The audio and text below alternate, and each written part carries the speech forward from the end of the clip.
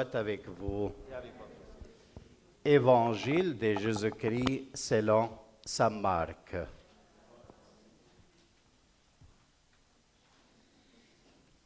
Tandis que Jésus sortait de Jéricho avec ses disciples et une foule nombreuse, un mendiant aveugle, Bartimée, le fils de Timée, était assis au bord de la route. Apprenant que c'était Jésus de Nazareth, elle se mit à crier: « Jésus, fils de David, aie pitié de moi. »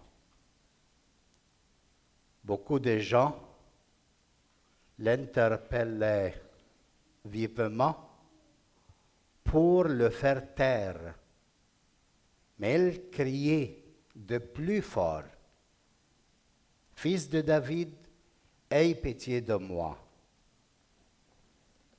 Jésus s'arrête et dit: « Appelez-le. » On appelle donc l'aveugle et on lui dit: « Courage, lève-toi, il t'appelle. »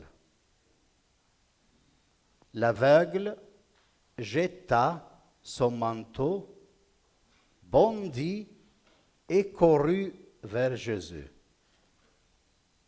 Jésus lui dit: « Que veux-tu que je fasse pour toi? » Rabboni, que je vois. Et Jésus lui dit: « Va, ta foi t'a sauvé. » Aussitôt, l'homme se mit à voir et il suivait Jésus sur la route. Acclamons la parole du Seigneur. Asseyez-vous. Bien, mes frères, on vient d'entendre deux paroles qui sont merveilleuses. La première lecture, c'est du prophète Jérémie, dans lequel il prophétisait avant l'exil sur la situation du peuple d'Israël qui est exilé, porté de Jérusalem à Babylone, chez les Chaldéens. Et là-bas, ils ont souffert beaucoup de choses. Mais un temps, Ézéchiel prophétisait qu'il y aura le retour de l'exil à Jérusalem. Et après, Jérémie aussi, après Ézéchiel, il a prophétisé de retour du peuple d'Israël vers la terre promise, vers Jérusalem. Et qu'est-ce qu'il disait Jérémie aujourd'hui? Il dit quelque chose de très intéressant.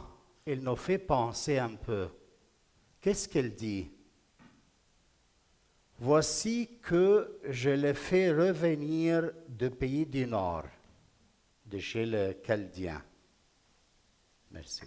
« Et que je leur rassemble des extrémités du monde. » OK.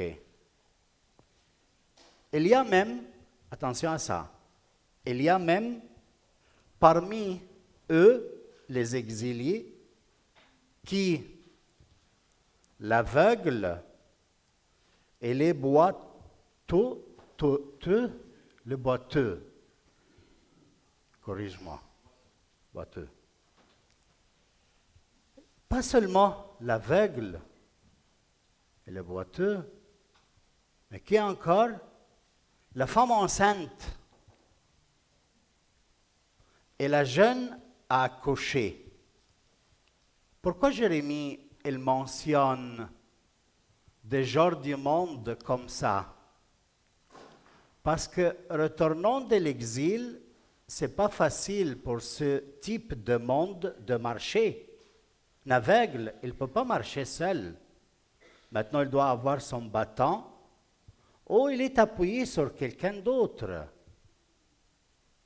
Il retourne de l'exil, mais accompagné par quelqu'un d'autre dans la caravane, dans la communauté, dans l'assemblée qui revient vers Jérusalem. Elle est boiteuse aussi.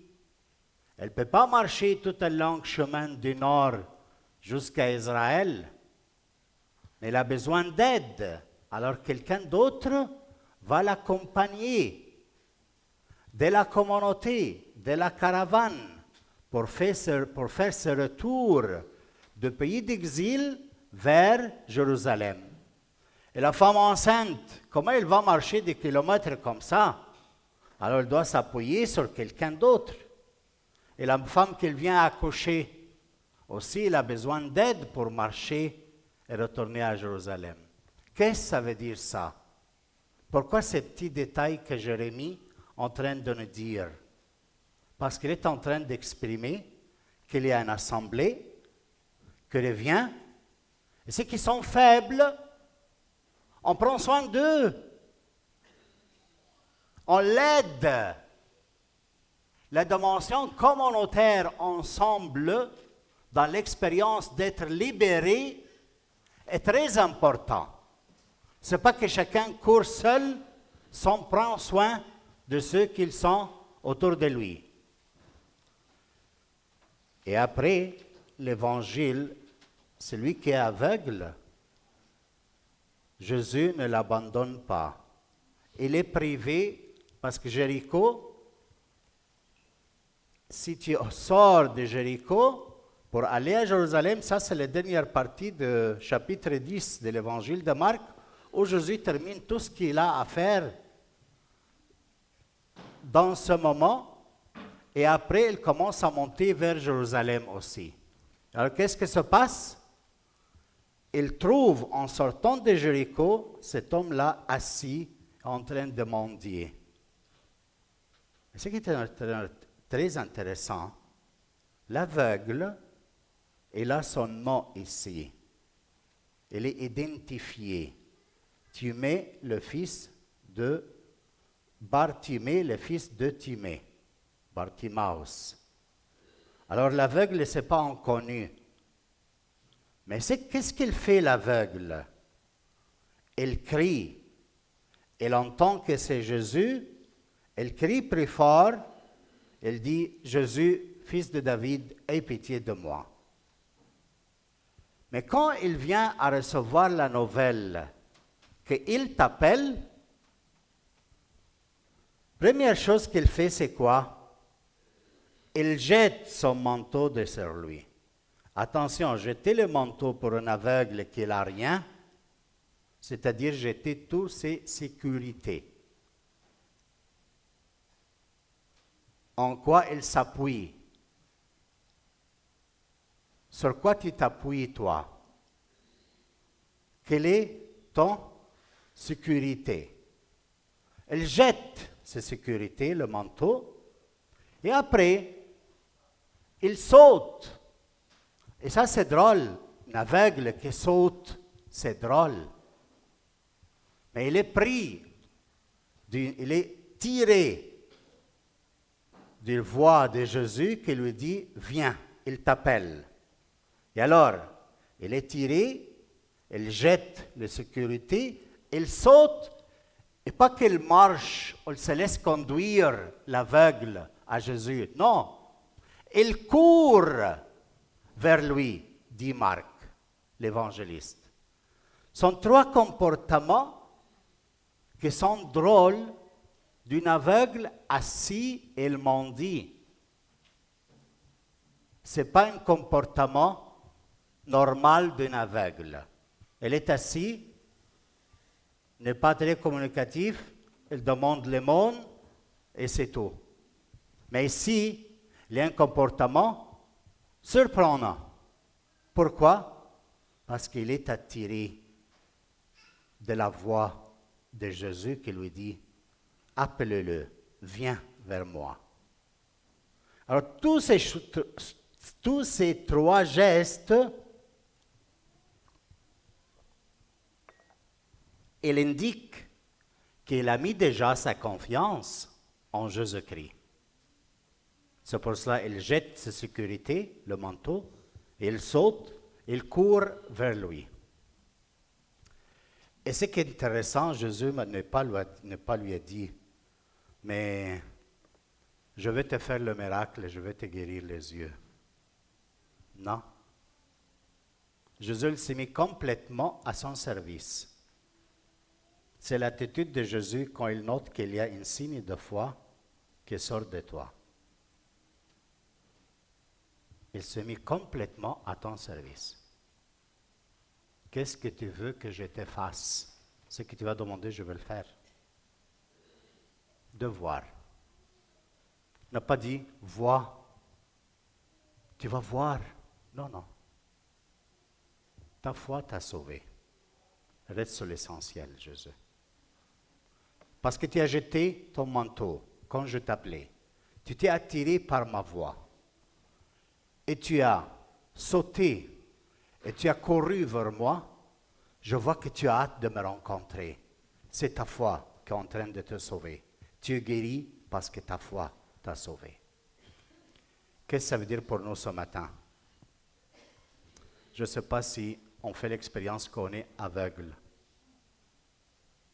Et qu'est-ce que c'est être aveugle? Restez avec nos murmurations. On maudit la vie, on maudit les relations, on maudit les parents qu'on a, on maudit notre histoire, on maudit la pauvreté qu'on a, la faible santé, le place social qu'on a, le travail qu'on a qu'on n'aime pas. On maudit. Tout était lourd. Alors qu'est-ce qu'on ne voit pas? On ne voit pas l'amour de Dieu et on ne voit pas l'amour des autres. On existe par amour.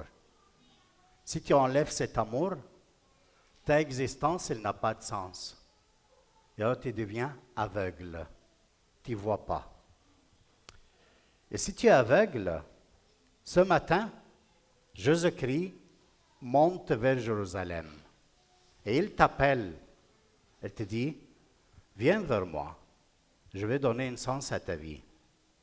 Je ne veux pas t'abandonner dans tes souffrances. J'ai un amour assez grand et merveilleux qu'il peut te recréer. Et si tu entends ces paroles ce matin, le Seigneur t'invite à réfléchir sur tes sécurités. Sur quoi tu t'appuies chaque jour? Sur ta intelligence? Sur ton compte? Sur tes forces?